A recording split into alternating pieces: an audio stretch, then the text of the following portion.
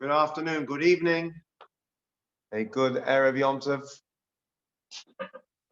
Welcome to our first online Kol Nidrei. I think we usually do the sermon afterwards, but today we'll start with the sermon and then we'll continue.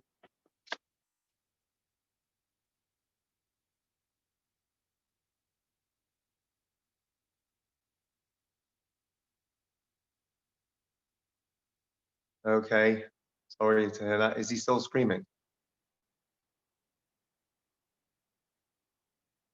Is there something wrong with him?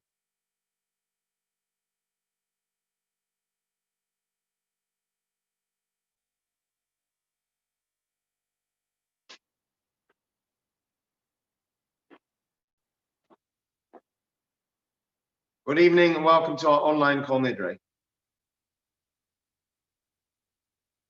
We all know the famous joke about the rabbi, the chazan, and the shamas who were captured by bandits. They were told that they're going to be executed somewhere in the desert. They each give them one last wish.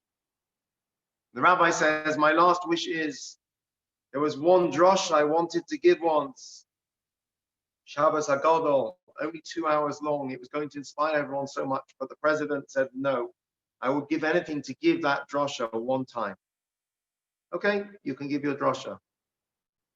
Ask the chazan what his wish is. He says, there's a piece at the end of Ne'ilah. It takes about an hour. The most beautiful piece. They never let me do it. They always want to go home. He says, fine, you can do that. They say to the shamas, what's your wish? He says, please kill me first. We have a long-standing tradition amongst Jewish communities all over the world to hire cantors, chazanim. And even shuls that don't have a full-time chazan will often have a chazan or Rosh Hashanah, Yom Kippur, a choir sometimes, to entertain, to engage and inspire the crowds that flock to shul during these 3 days of the year. In many shuls, the chazan embodies the primary focus of the Yom Tov experience. Just like a concert or an opera, their choice of melodies, their skills, the way they manipulate the sound constitutes the highlight of the services. If you also have a rabbi who speaks well, tells good jokes, it's also successful. The Talmud tells us, do not spit into the well from which you drink. I should be the last one to fault this phenomenon. After all, I'm also employed, sometimes as a chazan, as a rabbi, to pontificate and occasionally tell jokes.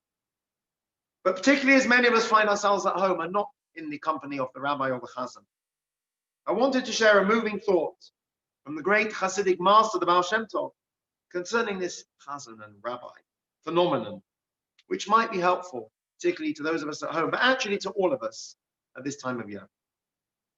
Baal Shem Tov, one of the most profound thinkers in history of Jewish spirituality, who lived in the 17th, 18th century, once shared the following story. Once upon a time, the lion grew furious with all the other jungle animals. Now, the lion, of course, is the king of the animals, powerful and dominant. And so when he gets angry, there's fright in the hearts of the other animals. What should we do, they murmured at an emergency meeting. If the lion lets out his anger, we are all done for. No worries, came the voice of the wily fox. In the reservoirs of my brain are 300 stories, anecdotes, and vignettes. When I present them to the lion, his mood will be transformed. A wave of joy rushes through all the animals. They embark on a march towards the home of the lion in the jungle, where the fox will placate him and restore the friendly relationship between the lion and his subject. As they make their way through the pathways of the jungle, the fox suddenly turns to one of his friends and says, you know, I've already forgotten 100 of my entertaining stories. As rumors of the memory lapse start to spread, the animals are overtaken with trepidation. But then comes the calming voice of Mr. Bear. Don't worry, says Mr. Bear. 200 stories from a brilliant fox are still enough to get the arrogant lion rolling in laughter and delight. They will do the job, agrees Mr. Wolf. A short while later, as this entourage of animals nears the lion, the fox suddenly turns to another colleague. I've forgotten another 100, he laments. They simply slipped my mind. Now the animals are really scared. But soon comes the voice of the deer. Don't worry, he says, 100 stories will also capture the imagination of our king. Yes, 100 jokes will do fine, agrees Mr. Tiger. A few moments later, all of the hundreds of thousands of animals are in the lion's den. The lion rises to his full might and glory, casting a fierce gaze at all of his subjects and sending a shiver through their veins. As the moment of truth arrives, all the animals look with beseeching eyes to their bright representative, the wily fox, to approach the lion and accomplish the great mission of reconciliation. At that very moment, the fox turns the animals and says, I'm sorry, I forgot my last 100 stories. I have nothing left to say to the king. The animals are hysterical. You're a vicious liar, they cried. You deceived us completely. What should we do now? My job, responds the fox calmly, was to persuade you to take the journey from your own nest to the lion's den. I've accomplished my mission. You are here. Now, every single one of you, discover your own voice and rehabilitate your own personal relationship with the king of the beasts. This story, concluded the Baal Shem Tov, illustrates a common problem with organized religion. We come to shul on Rosh Hashanah Yom Kippur, or any other time of the year. We rely on the foxes, the cantors and the rabbis to serve as our representative to the King of Kings. Oh, the rabbi's sermon today was unbelievable, we say. He's really awesome. Or, oh, the chazan, that music, it had me in tears. These clergy become our foxes to get the job done for us. Sooner or later, we come to realize the foxes, with all due respect, they don't really have what it takes to address the king on our behalf. Each of us has to discover our own inner voice, inner passion and spirit, speak to God with our own unique and distinct flavor. Chazans and rabbis, whether it's Rosh Hashanah Yom Kippur or the rest of the year, are like the Baal Shem Tov's foxes. Our job is to persuade and inspire people to leave their own domains and to embark on a journey towards something deeper and more real, into the lion's den.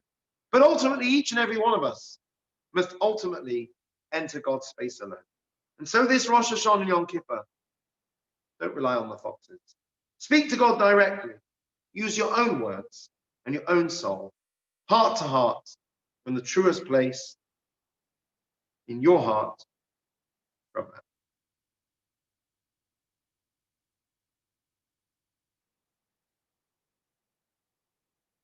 So this year on Yom Kippur, particularly if you're at home, but actually if you're in shul as well, don't rely on us foxes. Speak to God directly. Use your own words and your own soul, heart to heart, from your truest place to his truest place. Good Yom Tov.